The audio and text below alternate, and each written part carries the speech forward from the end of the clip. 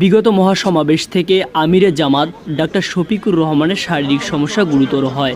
চিকিৎসার জন্য ঢাকাস্থ ইউনাইটেড হাসপাতালে গিয়েছিলেন। সেখানে পরীক্ষা নিরীক্ষা করে হার্টে একাধিক ব্লক ধরা পড়েছে। বিশেষজ্ঞ ডাক্তারগণ বাইপাস সার্জারি করার নির্দেশ দিয়েছেন। পরিবার এবং ব্যক্তিগত চিকিৎসকদের প্রস্তাব ছিল দেশের বাইরে সার্জারি করা, কিন্তু তিনি দেশেই সার্জারির সিদ্ধান্ত নিয়েছেন।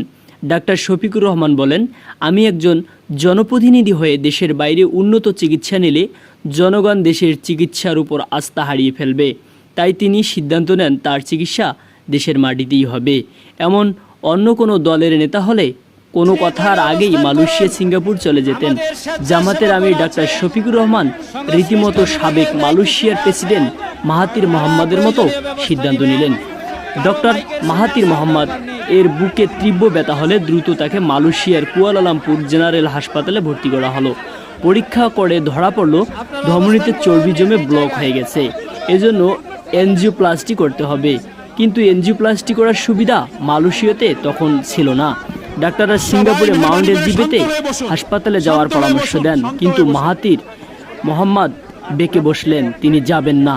তিনি ডাক্তারদের বললেন, কোনো দেশের রাষ্ট্রপ্রধান যদি অন্য দেশে চিকিৎসা নিতে যায়, এর অর্থ হলো তার নিজের দেশের চিকিৎসা ব্যবস্থা একদম ভালো না, এটা তার ব্যর্থতা। বিদেশে গিয়ে আমি চিকিৎসা করতে পারলেও আমার জনগণ তো সে সামর্থ্য নেই। মাহাতির মোহাম্মদ তার সিদ্ধান্তে অটল। উপায়ন্ত না দেখে মালয়েশিয়ার চিকিৎসকগণ চিকিৎসা করলেন মালয়েশিয়াতেই, হার্ট সার্জারি। সুস্থ হলেন মাহাতির। সেই মাহাতির হলেন আধুনিক উন্নত মালয়েশিয়ার জনক। তবে কি আধুনিক উন্নত বাংলাদেশের জনক ডাক্তার শফিকুর রহমান?